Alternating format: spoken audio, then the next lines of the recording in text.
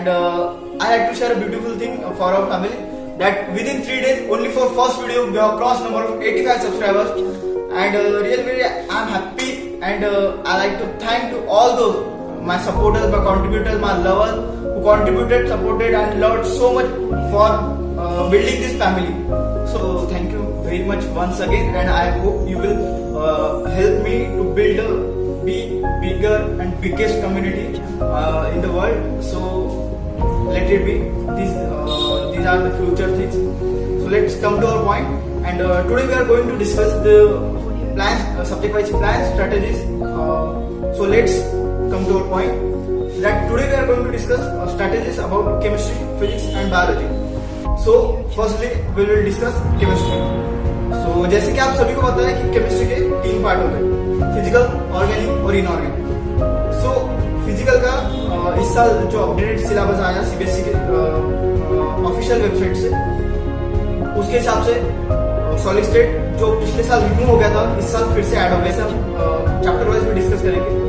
तो overall chapter कितने? Solid state solutions, chemical kinetics, electrochemistry और सरफेस जो केमिस्ट्री है वो पूरा थ्योरी वाला चैप्टर है. उसमें के भी बहुत सारे जो टॉपिक्स है वो भी रिमूव हो गए हैं. ओके, तो फिजिकल केमिस्ट्री के लिए हमें क्या करना है? फिजिकल के लिए एक पहले तो एनसीईआरटी, वो तुम्हारा गॉड है. उसको छोड़ के तुम कुछ भी कर सकते नहीं. अगर तुमको सीबीएसई बोर्ड के लिए पढ़ना है तो भी एनसीईआरटी. अगर कॉम्पिटेटिव के लिए भी प्रिपेयर करना है तो किसी भी बड़े सीनियर से पूछ लो, देता है एनसीईआरटी. वो तुम्हारा गॉड होना चाहिए. उसकी लाइन टू लाइन तुम्हें लर्न होनी चाहिए. मैं रेक्टिफिकेशन की बात नहीं कर रहा, तुम्हें लर्न मतलब तुम्हें समझ में आनी चाहिए वो.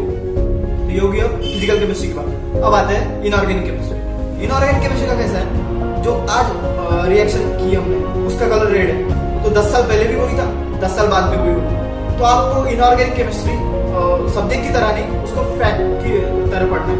जैसे एक फैक्ट पढ़ा कि ये केमिकल का कलर, केमिकल रिएक्शन का कलर ये है, उसे कोई बात जोड़ दो, ठीक है, उसे कनेक्ट कर दी, तो वो बात तुम्हें ज्यादा देर तक प्रोसेस रहेंगे अपने माइंड में. ओके, तो जैसे अब चैप्टर कौन से जो general principle isolation of element था वो पूरा रिमूव हो गया, कंप्लीटली रिमूव. 3 मार्क का चैप्टर था और बहुत सारा करना पड़ना था, वो पूरा रिमूव हो गया, लेकिन वो मार्क्स इजी भी थे. ओके, उसके बाद कौन सा आ गया? तो जो 3 मार्क्स है वो इन चैप्टर्स में ऐड हो जाएंगे. हाँ, फिर बचे कौन से? पी ब्लॉक, टीएनएफ ब्लॉक और कोऑर्डिनेशन कंपाउंड. ओके, तो इन चैप्टर में वो चैप्टर के 3 मार्क्स कवर हो जाएंगे.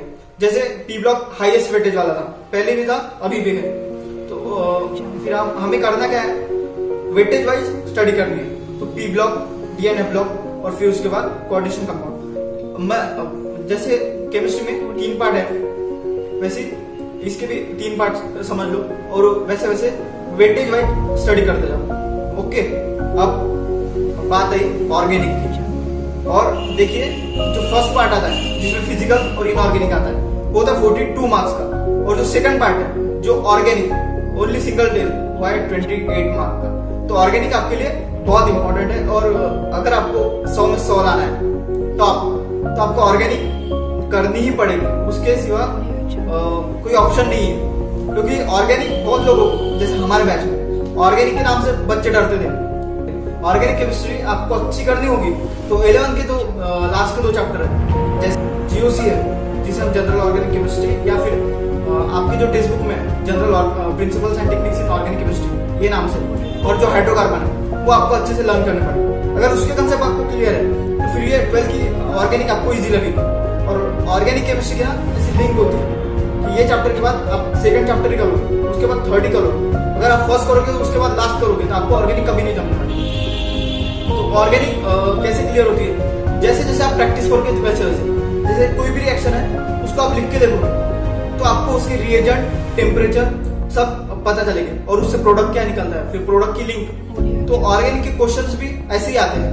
तो फिर बोर्ड एग्जाम के लिए आपको प्रिपेयर करना है या फिर कॉम्पिटेटिव के लिए, आपका पैटर्न एक सेम तरह का होगा.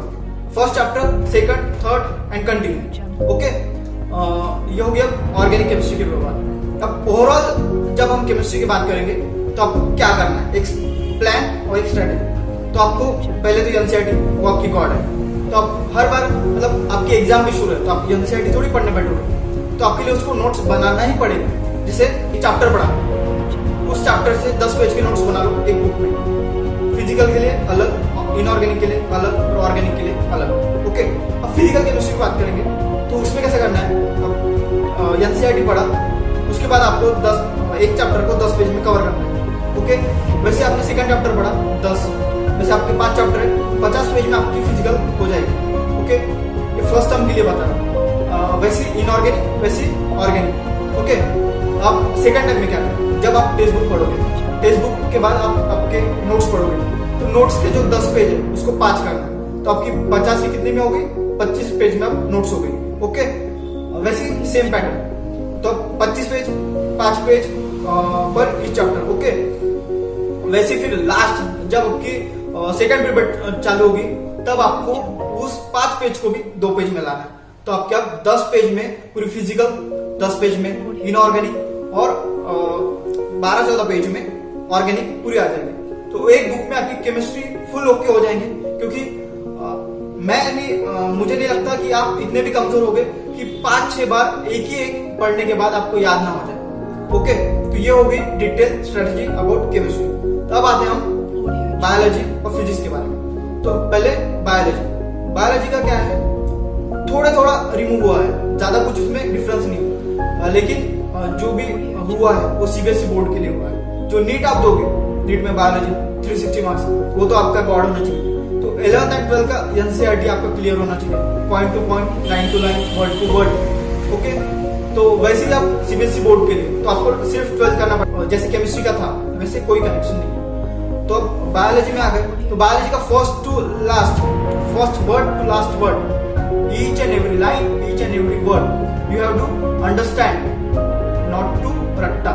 ओके, तो बायोलॉजी के लिए आपको नोट्स निकालने पड़ेंगे, 10 पेज 5 पेज ऐसा चलेगा, लेकिन बायोलॉजी में फैक्ट्स है, फैक्ट्स को जैसे कैसे रखना ही पड़ेगा कि नहीं ये है तो ये है। ओके, तो बायोलॉजी हो गया, केमिस्ट्री भी हो गया। अब आते हैं फिजिक्स में। हम बायोलॉजी मतलब जो पीसीपी वाले होते हैं उन्हें पी जरा ज्यादा सताता है, हाँ, जो फिजिक्स है वो डिफिकल्ट जाता है, और माना भी जाता है कि बायोलॉजी वाले बच्चे फिजिक्स में कम स्कोर करते हैं, लेकिन ऐसा कुछ भी नहीं होता। इस साल हमारा स्कूल का टॉपर एक बायोलॉजी फील्ड से है। ओके, तो फिर आप भी फिजिक्स को सही तरीके से concept to concept, topic to topic learn करके आप भी अच्छा स्कोर कर सकते हैं। ऐसा कोई बात नहीं होता क्या फिजिक्स डिफिकल्ट है, उसे बात इतनी है कि उसे समझना पड़ता है, उसे थोड़ा लॉजिक लगाना पड़ता है, तो खुद का ब्रेन होता है वो अप्लाई करना होता है। हमारी नहीं है तो हमारे गुरु ने पाल लगाई, श्रीमान धौने सर, उनका भी यूट्यूब चैनल है, तो उसकी लिंक भी डिस्क्रिप्शन बॉक्स में दिए हुए है, तो आप उन्हें भी सब्सक्राइब कर सकते हैं और उन्हें भी फॉलो कर सकते हैं। वैसे फिजिक्स के बारे में बात की जाए तो सब कुछ नहीं करना पड़ता, उसके लिए जैसे जिसका वेटेज है, प्रीवियस ईयर एग्जाम जो हुई है उसके पेपर्स भी आपने कर लिए तो भी सफिशिएंट है।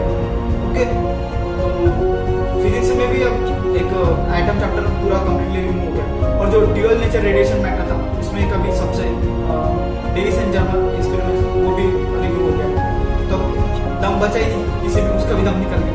तो आप फिजिक्स भी topic to topic, concept to concept अच्छे से लर्न करके आप उसमें भी अच्छा स्कोर कर सकते हैं। तो ये हुआ आज का। अब केमिस्ट्री भी हो गया, बायोलॉजी भी हो गया और फिजिक्स भी हो गया। So guys, this is Vishal signing off.